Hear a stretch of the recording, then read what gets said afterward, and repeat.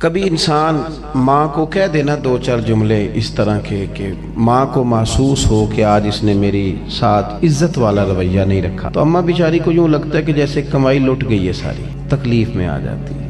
یعنی پیسے دینا، خرچہ دینا، وہ ساری چیزیں اپنی جگہ پہ، لیکن اگر ایک دن بھی توہین کر دیں تو وہ جملہ بھولتا ہی نہیں۔ جو توہین ہوتی ہے نا، بے ادبی، یہ معاشرے میں بے سکونی پیدا کر دیتی، اس سے لوگ پریشان ہوتے ہیں، تکلیف میں آتے ہیں۔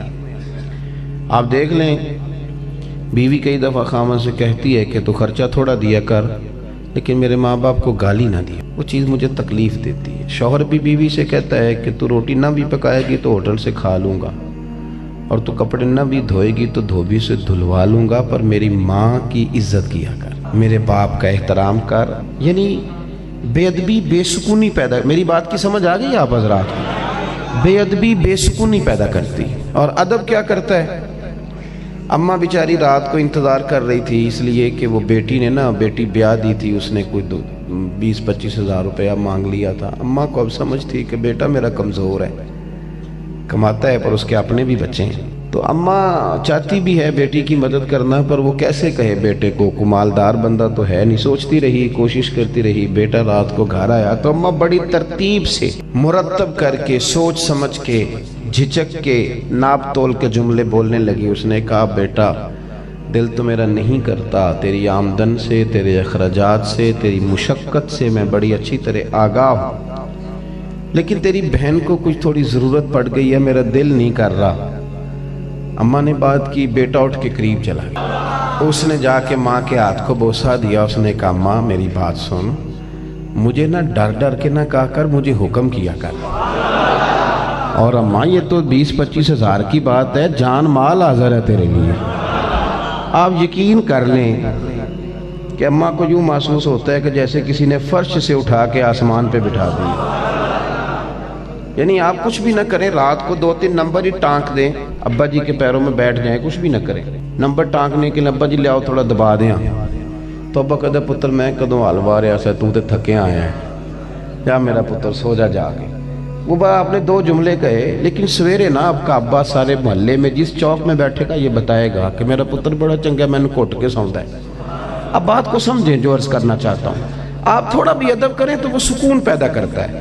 یعنی آپ نے PhD کر لی، آپ شیخ الفقہ ہو گئے، تو جس استاد سے آپ نے پرائمری میں پڑھا تھا، بے شک اس کی تعلیم میٹرک PTC ہے، لیکن اگر کبھی وہ آپ کو سائیکل پہ جاتا مل گیا اور آپ بہت بڑی پجاروں میں تھے اور آپ نے پجاروں کو بریک لگائی اور نیچے اتر کے استاد جی کو سلام کیا، تو پھر وہ استاد سائیکل پہ نہیں ہے، پھر تو اسے محسوس ہوتا ہے کہ دنیا کی سب سے عزت والی سواری پہ سوار ہو گیا۔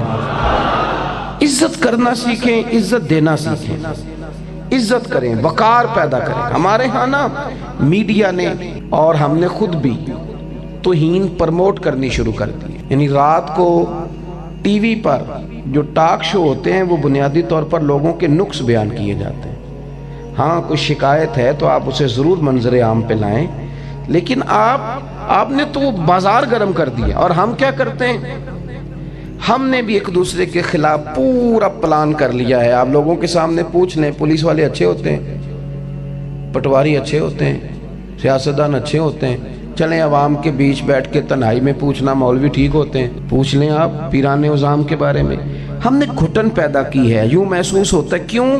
طبیعت نہیں پیار کرنے کی، طبیعت نہیں درگزر کرنے کی، عزت دینے کا مزاج نہیں، توہین کرنے کا مزاج بنتا جا رہا ہے۔ سارے برے ہیں، جنگل کا قانون ہے، یہ ہو گیا، فلان ہو گیا۔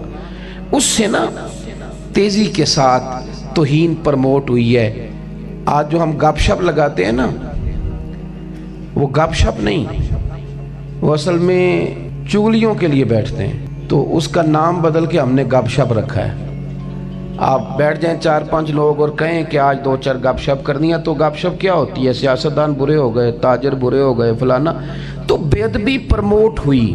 اور میرے رسول پاک علیہ السلام جو دین لے کے آئے وہ سارا ہی ادب والا ہے، وہ سارا دین ہی ادب والا۔ اور ادب کو آپ کی عبادت کا، آپ کے تقوی کا، آپ کی تسبیح کا، آپ کی تلاوت کا، آپ کے صدقے کا، آپ کی خیرات کا ادب محافظ ہے، ادب حفاظت کرتا ہے۔ بولے نہیں جی بڑی مہربانی، بولے نہیں۔ بے ادبی ضائع کر دیتی ہے اعمال کو، اور ہمیں جو حکم دیا گیا ہے وہ یہ ہے کہ تم نے نا کوشش کرنی ہے کہ غیر ارادی بے ادبی بھی نہ ہو، یعنی ارادہ تن تو کرنا بہت بڑا جرم ہے نا، غیر ارادی بھی بے ادبی حکم دیا گیا ہمیں۔ میں قرآن و سنت کا مفہوم عرض کر رہا ہوں۔ حضرت ثابت بن قیس بن شماس انصاری رضی اللہ تعالیٰ عنہ نے سکل سماعت کا عارضہ تھا، یعنی تھوڑا اونچا سنتے تھے۔ جو آدمی تھوڑا اونچا سنتا ہے وہ مزاجن اونچا بولتا ہے، اس کا خیال ہوتا ہے چونکہ خود نہیں اسے سن رہا تو سمجھتا ہے شاید دوسرے بھی اونچا ہی سنتے ہوں گے۔ تو یہ جب حضور کی بارگاہ میں آتے اور کچھ سوال کرتے تو تھوڑا اونچا بولتے۔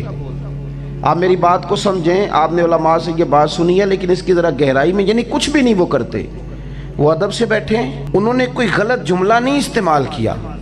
پھر غور کریں کیا عرض کر رہا ہوں۔ ایک ہمارے ہاں تو لوگ بڑے بڑے سخت جملے کہہ دیتے ہیں نا، اور تیزی میں بولتے ہیں تو اللہ جانے کیا کچھ کہہ جاتے ہیں۔ کوئی سخت جملہ نہیں، کوئی بے ادبی والی بات نہیں، کوئی توہین آمیز رویہ نہیں، کوئی بات کرتے ہوئے چہرے کے اوپر کسی قسم کی انہوں نے جو ہے وہ سختی نہیں، ترشروئی نہیں، صرف کیا ہے کہ بولتے ہیں تو تھوڑا اونچا بولتے ہیں، تھوڑا اونچا بولتے ہیں۔ اللہ کریم نے فرمایا یا ایھا الذین آمنوا لا ترفعوا اصواتکم فوق صوت النبی، فرمایا تم نے اپنی آوازیں میرے نبی کی آواز سے اونچی نہیں کرنی۔ ولا تجہروا لہ بالقول کجہر بعضکم لبعض، اور تم نے حضور کے سامنے اس طرح چلا کے بات نہیں کرنی جس طرح آپس میں کرتے ہو۔ تو یا اللہ اگر ہو گئی تو سوال پیدا ہوتا ہے نا، مفہوم مخالف بھی لوگ مراد لیتے ہیں۔ اگر ہو گئی تو فرمایا ان تحبط اعمالکم، تمہارے سارے اعمال ضائع کر دیے جائیں گے۔ بات کو سمجھیں، سارے اعمال وانتم لا تشعرون، اور تمہیں پتہ بھی نہیں چلے گا۔ یعنی تم نے اگر ہر سال حج کیا ہے، زکاتیں دی ہیں، خیراتیں کی ہیں، حسن اخلاق موجود ہے، حقوق العباد کیے ہیں، یہ سارا کچھ ہے، لیکن اگر تم نے ادب نہیں نہ کیا تو سمجھ لیں کہ وہ جو اعمال کی حفاظت کرنے والا دروازہ تھا وہ تم نے کھول دیا ہے۔ تمہارے اعمال اب اس کے رستے نکل جائیں گے، ضائع ہو جائیں گے۔ اور اگر تم کر لو ادب، اگر تم کر لو ادب تو پھر معنی یہ ہے کہ تم نے اپنے اعمال بھی کیے ہیں اور تم نے ادب کر کے ان کے گرد باڑ لگا لیا، یہ محفوظ بھی ہو گئے ہیں۔ ادب محفوظ کرے گا چیزوں کو، مؤدب رہیں، تعظیم کے ساتھ رہیں، آپ کے جملے، آپ کے لفظ، آپ کا اٹھنا بیٹھنا، آپ کا لوگوں کے بارے میں بات کرنا، اس کے اندر کبھی کوئی ایسا پہلو نہ ہو، کبھی کمزور بات نہ کریں، کبھی توہین آمیز رویہ اختیار۔ آپ یقین کریں ہم لوگ، ہمیں ایسا محسوس ہوتا ہے ہمارا مخلص ہی کوئی نہیں، ہمیں یوں لگتا ہے کہ کوئی دوست ہی کوئی نہیں۔ کیوں؟ ذہن بنا لیا ہے لوگوں کی توہین کر کر کے، نظریہ بنا لیا ہے فلانا بھی غلط ہے، فلانا بھی غلط ہے، فلانا بھی غلط ہے۔ آپ تھوڑا تھوڑا لوگوں سے پیار شروع کریں، آپ تھوڑی محبت شروع کریں، اور آپ ایک تو یہ کہ ہمارے ہاں یہ ذوق ہے کہ میری ساری عزت کریں، یہ ذہن آپ چھوڑ دیں۔ نہ تو عزت مانگ کے لینی چاہیے۔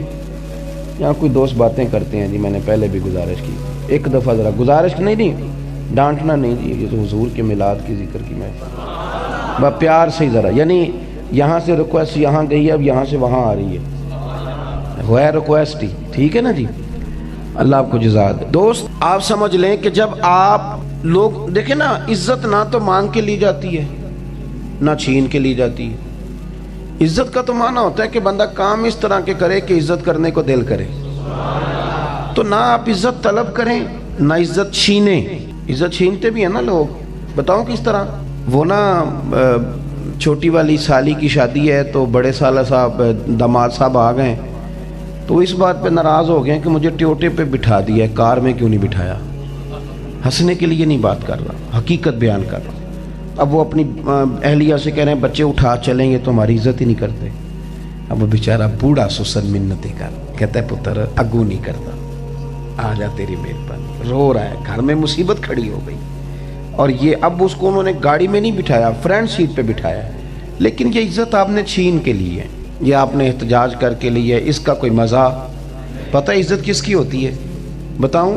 دو داماد ہو نا تو ایک ان میں رٹا ڈالنے والا، ایک شریف آدمی، تو پتہ سسر کیا کہتا ہے؟ کہتا ہے اس کا دھیان رکھنا، یہ بڑا اڑ جاتا ہے، اس کی خیر ہے، یہ بیچارہ بڑا اچھا ہے، یہ عزت والا ہے، یہ وقار والا ہے، نہ چھین کے لیں نہ آپ مانگ کے لیں، کام اس طرح کے کریں۔ ہاں جو ضروری ہے وہ کیا ہے؟ وہ یہ ہے کہ ایک دوسرے کی عزت کریں، دوسروں کو تھوڑی جگہ دینی شروع کریں۔ داتا گنج بخش علی اجویری رحمت اللہ علیہ نے کشف المعجوب کے اندر حدیث لکھی ہے، نبی پاک صلی اللہ تعالی علیہ وسلم نے فرمایا اگر تم چاہتے ہو نا کہ تمہارا لوگوں سے پیار بڑھ جائے، لوگوں کا تم سے پیار، بہت بڑا جملہ ہے اگر آپ غور کریں تو، اگر تم چاہتے ہو کہ لوگوں سے تمہارا پیار بڑھے تو حضور فرماتے ہیں پھر 3 کام کرو۔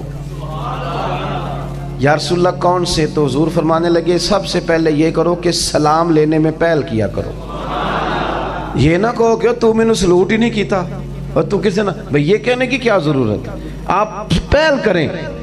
اور دوسرا حضور صلی اللہ علیہ وسلم فرمانے لگے جب کوئی محفل میں آئے تو اس کے لیے جگہ کشادہ کرو، چہرے پہ تلخی لا کے نہ کہو کہ تو کدھر آ گیا ہے، تھوڑی جگہ دو، کوئی یہاں آ جا یار، یہاں بیٹھ جا، محبت بڑھے گی۔ اور تیسرا حضور فرمانے لگے اگر تم چاہتے ہو لوگ تم سے پیار کریں تو انہیں اس نام سے پکارا کرو جو انہیں اچھا لگتا ہے، اچھے الفاظ کے ساتھ۔ ہم نے تو لوگوں کے نام ڈال دیے ہیں، القابات بگاڑ دیے، تو عزت کا ماحول۔ حضرت زید بن ثابت رضی اللہ تعالیٰ عنہ یہ حضور کے صحابی ہیں اور بہت ساری حدیثوں کے حافظ ہیں، اور حضرت عبداللہ ابن عباس یہ نبی پاک صلی اللہ علیہ وسلم کے چچا زاد بھائی ہیں، اور حضور سید عالم صلی اللہ علیہ وسلم نے انہیں دعا دی تھی کہ اللہ اسے علم عطا فرما، بڑے فقیہ قسم کے، اور امت کے پہلے مفسر ہیں حضرت عبداللہ ابن عباس۔ حضرت عبداللہ ابن عباس رضی اللہ تعالیٰ عنہ نا اگرچہ خاندان رسول سے تعلق رکھتے تھے، حضور کے سگے چچا کے بیٹے، اس کے باوجود اپنے استاد کے گھر علم سیکھنے جاتے، اور کہتے ہیں میں جتنی دفعہ حضرت زید بن ثابت کے گھر گیا ہوں نا استاد کے پاس، ان کے پاس حدیثیں تھیں حضور کی، تو میں سننے گیا ہوں تو میں نے ایک دفعہ بھی استاد کے دروازے پہ دستک نہیں دی۔ حضور آپ کیا کرتے تھے؟ اس کو اعلیٰ حضرت فاضل بریلوی نے لکھا ہے، حضرت زید بن ثابت کہتے میں دروازے پہ بیٹھا رہتا تھا، بیٹھا رہتا تھا، بیٹھا رہتا تھا، کئی دفعہ تھک جاتا تھا تو پھر میں لیٹ جاتا تھا، اور ان کے دروازہ صحرا میں کھلتا تھا، کئی دفعہ ٹھنڈی ہوائیں مدینے کو چوم کے جب گزرتی تھی تو ریت بھی اڑ کے میرے بالوں میں پڑ جاتی تھی، پر میں لیٹا رہتا تھا، کھٹکھٹاتا نہیں تھا۔ کیوں؟ اس لیے کہ میں آیا ہوں سائل بن کے، میں آیا ہوں شاگرد بن کے، مجھے تکلیف نہیں دینی، وہ جب مرضی سے باہر آئیں گے تو انہیں کہوں گا مجھے مدینے والے کی حدیثیں سنا دیں، وہ مرضی سے آتے تو میں سیکھتا۔ ایک دفعہ اعلیٰ حضرت نے لکھا، ایک دفعہ حضرت زید بن ثابت رضی اللہ تعالیٰ عنہ اپنے گھوڑے پہ جا رہے تھے، آگے سے حضرت عبداللہ ابن عباس آ گئے، تو وہ روٹین میں جا رہے ہیں، کوئی ضرورت نہیں۔ بعض لوگ کہتے ہیں نا جی کیا ضرورت ہے جوتے اٹھانے کی، کیا ضرورت ہے فلان، وہ روٹین میں جا رہے ہیں اور گھوڑے پہ بیٹھے ہیں، لگام انہوں نے تھامی، لیکن سامنے سے شاگرد آ گیا، حضرت عبداللہ ابن عباس آ گئے، دوڑ کے جا کے استاد جی کے گھوڑے کی لگام پکڑ لی۔ نہیں سمجھ آئی آپ کی بات؟ یعنی ایک تو یہ نا کہ استاد کو ضرورت ہے تو استاد نے آواز دی تو خدمت کری، ایک یہ کہ خود بخود ظاہر کیا یہ میرے استاد ہیں، یعنی اعلانیہ بتایا کہ یہ میرے، دوڑ کے جا کے گھوڑے کی لگام تھام لی۔ حضرت زید بن ثابت کہنے لگے یہ آپ کیا کر رہے ہیں، آپ مہربانی کریں، آپ حضور کے چچا کے صاحبزادے ہیں، آپ بڑی اعزاز والے خاندان سے تعلق۔ تو حضرت زید بن ثابت کہنے لگے ہمیں سکھایا گیا ہے کہ ہم نے علماء کی عزت کرنی ہے۔ جب انہوں نے حضرت عبداللہ ابن عباس کہنے لگے ہم نے سکھایا گیا ہے کہ ہم نے علماء کی عزت کرنی ہے، جب یہ کہا تو جناب زید بن ثابت گھوڑے سے نیچے اترے اور جناب عبداللہ ابن عباس کا ہاتھ پکڑ کے چوم لیا۔ وہ کہنے لگے استاد جی یہ کیا ہے؟ فرمانے لگے ہمیں بھی سکھایا گیا ہے کہ خاندان رسول کی عزت کرنی ہے، یہ ہمیں بھی سکھایا گیا۔ آپ ایک دوسرے کو احترام دیں گے تو چھوٹے نہیں ہو جائیں گے، آپ چھوٹے نہیں ہو جائیں گے، آپ بڑے رہیں، اس سے کوئی کمزوری واقعہ نہیں ہوگی۔ آپ اکرام کرنا شروع کریں، مثبت ذہن بنائیں، لوگوں کی اچھائیاں ان کا ذکر کریں اور ادب کریں، ادب آپ کو بڑا کرے گا، ادب آپ کو جاندار کر دے گا۔ آپ یقین کریں میں کچھ عرصہ پہلے لاہور میں ایک محفل میں حاضر ہوا تو وہاں بہت سارے لوگ ملے. ایک کلین شیو صاحب تھے, بالکل دھاوا تو میرا ہی ہے نا کہ پگڑی داڑھی والا میں ہوں تو قبضہ میرا ہی ہے, ممبر پہ بھی عشق پہ بھی, میں دیتا تو نہیں کسی کو تھوڑا سا بھی. ایک کلین شیو آدمی ملا تو اس کا لب و لہجہ بڑا ادب والا, بڑا مؤدب. میں نے کہا نہیں, اور نہ میں اس قابل ہوں, خود ہی وہ میرے سے آگے نہیں چلے.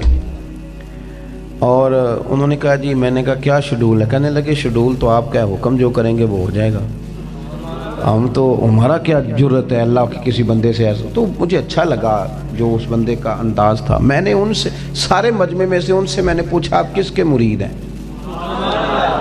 تو باقی لوگوں نے, انہوں نے مجھے بتایا میں فلاں بزرگ سے میرا آنا جانا ہے. تو باقی لوگ مجھ سے کہنے لگے کہ ہمیں کیوں نہیں پوچھا؟ تو میں نے کہا آپ بات کو سمجھے نہیں, جہاں سے خوشبو آئے گی اسی کو پوچھا جائے گا نا کہ تو کس درخت کا پھل ہے. تو یہاں سے خوشبو آئی ہے, سمجھ آئی ہے کہ نہیں کسی کے نگاہ نے نا اسے تراشا ہے, یہ کسی کے ہاں بیٹھتا ہے, کسی کے ہاں اٹھتا ہے, یعنی اس کی آنکھیں اس لیے بھری ہوئی ہیں کہ اس نے کہیں بیٹھ کے کو 2-4 جام پیے ہیں, اس نے کہیں بیٹھ کے نا کچھ سیکھا ہے, کچھ اللہ اللہ تو وہ نظر آ رہا. مطلب یہ کہ آپ کو وہ کیا کہتے ہیں پنجابی میں کہ پوری دیگ نہیں چکھی جاتی, 2 دانے چک کے پتہ چل جاتا ہے باقی دیگ کس طرح کی ہے. اور میرے عزیز سمجھ لو, اچھے طریقے سے ادب کریں. صحابہ کرام علیہم رضوان نے جو حضور سے بڑا فیض لے لیا نا, بڑا فیض لیا, تو وہ انہوں نے ادب کر کے لیا, انہوں نے حضور کا ادب کیا. آپ یقین کریں بڑے بڑے جو تگڑے لوگ تھے جب حضور کی بارگاہ میں آتے تھے وہ سمٹ جاتے تھے. ہمارے ہاں لوگ کہتے ہیں فلانے بزرگ سے میرا بڑا دوستانہ ہے جی. اچھا جی کیا دوستانہ ہے آپ کا؟ کہتے ہیں میں جو مرضی, میرے پاس نمبر ہے ابھی فون کر لوں گا. یہ کوئی کمال تو نہیں نا بھائی. اگر کسی وقت کو بندہ مہربانی کر دے تو یہ تو اس کی مہربانی ہے, یہ اس کی مہربانی ہے. یہ آپ کیوں بیچ میں اپنے آپ کو اتنا سمارٹ کر رہے ہیں؟ مولا علی شیر خدا, اب میری بات پہ توجہ کریں جی, اللہ جزا دے. مولا کائنات حضرت علی المرتضیٰ رضی اللہ تعالیٰ عنہ, حضور نہ حضرت مولا علی کے ناز اٹھایا کرتے تھے. یعنی حضرت علی گھر سے ناراض ہو کے چلے گئے بچپن میں, تو آپ کی والدہ انتظار کر رہی تھیں. یہاں ایک روایت میں ہے کہ سیدہ فاطمہ شادی ہو چکی تھی, وہ انتظار کر رہی ہیں کہ حضور آئیں گے تو کہیں گے کہ علی ناراض ہو گئے, منا کے لائیے. تو یعنی نبی پاک خود تشریف لے گئے. حضرت مولا علی شیر خدا خانہ کعبہ کے پاس زمین پر لیٹے ہوئے تھے, ناراض ہیں. تو فرمایا قم یا ابا تراب, اٹھو مٹی والے, یعنی سارے کپڑوں کو مٹی لگ گئی. حضرت مولا علی سے کو پوچھتا تھا نام کیا, تو فرماتے تھے وہی نام ہے جو مدینے والے نے رکھ دیا ہے. ابو تراب کنیت انہوں نے پسند کر لی. حضور ناز اٹھاتے, حضور بار بار فرماتے جس کا میں مولا اس کے علی بھی. حضور نے فرمایا کہ یہ میرا دنیا میں بھی بھائی ہے, میرا آخرت میں بھی بھائی ہے. رسول کریم صلی اللہ تعالیٰ علیہ وسلم نے مولا علی شیر خدا کرم اللہ تعالیٰ وجہ الکریم کے بارے میں ارشاد فرمایا کہ یہ میرے لیے اسی طرح ہے جس طرح حضرت موسیٰ علیہ السلام کے لیے جناب ہارون علیہ السلام تھے. بڑی باتیں حضور نے ان کے لیے کی, ایک نہیں کی. فضائل میں شاید سب سے زیادہ حدیثیں مولا علی کے لیے آئی ہوں, لیکن حضرت علی نے ایک دفعہ بھی نہیں کہا کہ جیسے میں کہوں حضور ویسے ہی کر لیتے ہیں. آپ میری بات کو سمجھیں. بزرگ مثالیں دیتے ہیں, میں نہیں دیتا, وہ دیتے ہیں. تو کسی بزرگ کا نام لے کے تو کوئی مثال دے لینی چاہیے نا. آپ ناراض تو نہیں؟ اللہ آپ کو ہاں نا تھوڑا تھوڑا مسکرا ہی دیں تاکہ مجھے پتہ چلے کہ آپ محفل. پیر وارث شاہ صاحب کا ایک فکرہ ہے, میرا نہیں ان کا ہے, تو انہوں نے سمجھانے کے لیے مثال دیا ہے, ورنہ میں ان لوگوں کے نام اکثر نہیں لیتا. پیر صاحب کہتے ہیں کہ ہیر ہس بولے تے دی مہربانی, نہیں تے رانجے تے لاڈ ہی لڈاونے نے. اگر وہ کبھی مسکرا دے تو یہ تو اس کی مہربانی ہے نا. یعنی اگر محبوب کبھی کرم فرمائے تو اس کی, اب اس کا مطلب یہ ہے کہ بندہ چوڑا ہو جائے. میری بڑی مانتے ہیں, یہ کیا کمال ہوا, یہ کوئی بات ہے. کئی سنگی آتے ہیں نا جی, تو سنگیوں کو لوگ تھوڑا سا خراب بھی کرتے ہیں. میرے ایک دوست ہیں, تو چونکہ ہمارا طریقت کا تھوڑا سلسلہ ہے تو ٹائم کچھ لینا تھا, انہوں نے مشکل ہو جاتی ہے میرے لیے بڑی بڑی, ایک دن میں کئی جگہ, اور اب تو سفر نے بیمار کر دیا. تو آئے کہنے لگے حضرت صاحب وہ ٹائم فلانی جگہ دے دیں. میں نے کہا یار یہ ڈائری ہے, بڑی مشکل ہے, وقت ہوتا تو ضرور حاضر کرتے. تو مجھے کہنے لگے کہ مینوں بندے کہنے تیرے پیر تیری اینی گل بھی نہیں مندے. میں کہ انہاں نوں آکھی پیراں نوں منائی دی نہیں, پیراں دی تے منی دی ہے. تینوں انہاں غلط مشورہ دیتا ہے. یہ کیا بات ہوئی کہ پیر صاحب میری ادھری بات بھی نہیں مانتے. پیراں دوں یہ نا ہمیں میں جو بات سمجھانے لگا اس پر آپ نے غور کرنا ہے. یعنی حضور نے کھل کے پیار کیا مولا علی سے, یعنی حد کر دی, فرمایا میں اسی کا مولا ہوں جس کے علی مولا ہے. ختم ہو گئی بات. لیکن حضرت علی کیا فرماتے ہیں یہ آپ کو مشکات میں حدیث ملے گی اور آپ حیران ہو جائیں گے.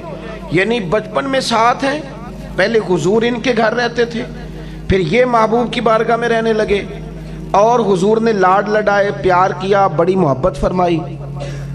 حضرت مولا علی شیر خدا فرماتے ہیں مجھے اگر حضور سے کوئی سوال پوچھنا ہوتا, ان کا ادب نہیں ٹوٹا کہ میں فرینک ہو گیا ہوں, میں جو مرضی کروں, نہ.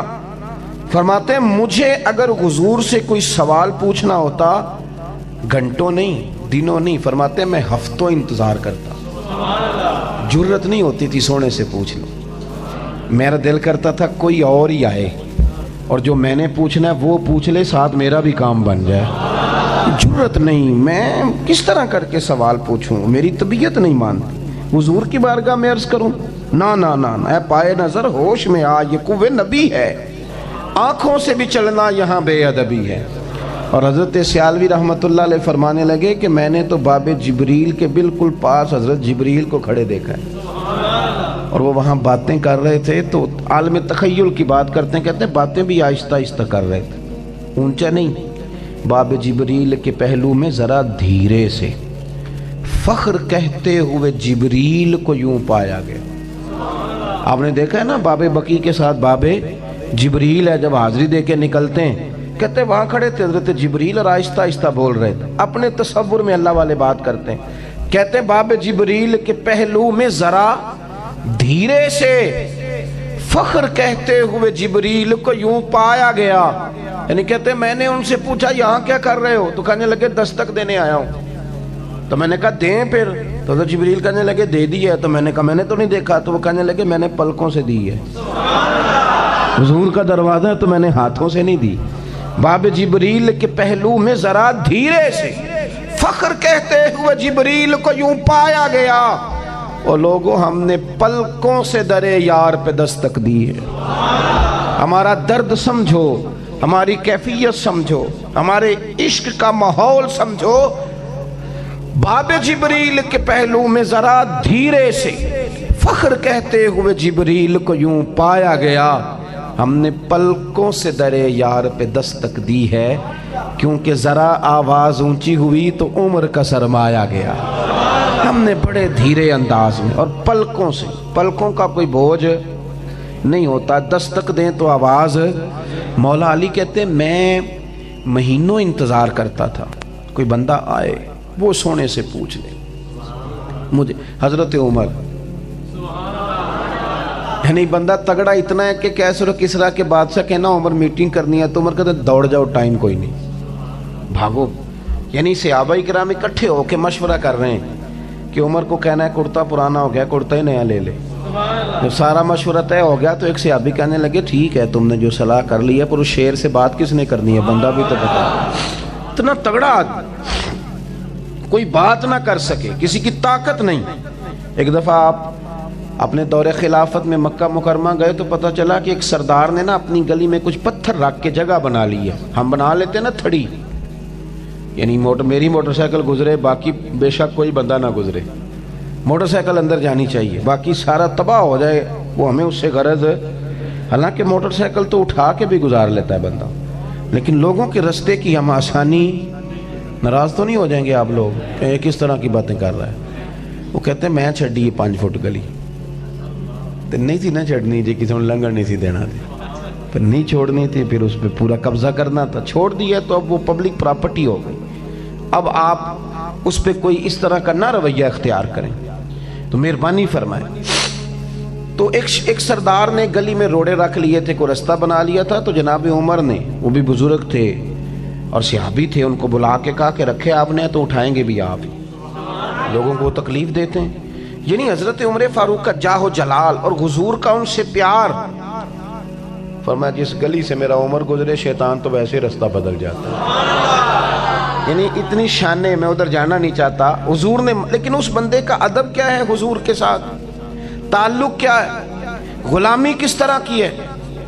صحیح بخاری میں حدیث ہے، حضرت عمر فاروق رضی اللہ تعالیٰ نماز پڑھنے کے لیے مسجد میں آئے، ایک گلی سے گزرے تو گلی میں پرنالہ تھا، تو کچے مکان ہوتے تھے جب تک، تو پرنالے جب بہتے تھے تو نیرا پانی نہیں آتا تھا، ساتھ مٹی بھی آتی تھی، کپڑے بھر جاتے تھے نیچے سے گزرنے والا۔ اب کچا مکان، مٹی بھی ساتھ آئی، تو حضرت سیدنا عمر فاروق رضی اللہ تعالیٰ عنہ گزرے، آپ کے کپڑوں پر نہ وہ مٹی پڑی، بہت بڑی وجہ تھی، گزر رہے ہیں نماز کے لیے، فوراً خیال آیا کہ یہ تو نمازیوں کے کپڑوں پہ بھی پڑتی ہوگی، اس گلی سے نمازی گزرتے ہیں، اور جب معلومات کی تو کچھ نمازیوں کا علم بھی ہو گیا کہ وہ تکلیف میں ہے، یہاں سے لوگ گزرتے ہیں۔ جناب عمر فاروق، اب جو بندہ شیطان کو بھی دوڑے لگوا دے، اس بندے کے جاہو جلال کا کیا کہنا۔ سیدنا فاروق اعظم جھٹ پٹ اوپر ہوئے، ایک شخص کی مدد سے پرنالہ اکھیڑ دیا، فرمایا جو گھر والا ہے اسے کہنا دوسری طرف لگائے، لوگوں کو تکلیف ہوتی۔ حضرت عمر چلے گئے، گھر کس کا تھا؟ حضور کے چچا حضرت عباس کا۔ حضرت عباس گھر آئے، لوگوں نے کہا کہ وہ حضرت عمر نے تو کھیڑ دیا پرنالہ، تو آپ فرمانے لگے کوئی مسئلہ نہیں، لگائے گا بھی عمر ہی۔ ہم نے کہا جناب حضرت عمر کی بات ہو رہی ہے، فاروق اعظم، فرمایا وہی لگائیں گے، کہ یہ ہو نہیں سکتا۔ اور یہ کہ انہوں نے لوگوں کی دقت کو دیکھ کر، مشقت میں تھے لوگ تو اتارا، وہ کیسے لگائیں گے؟ فرمایا تم دیکھ لینا، وہ لگائیں گے۔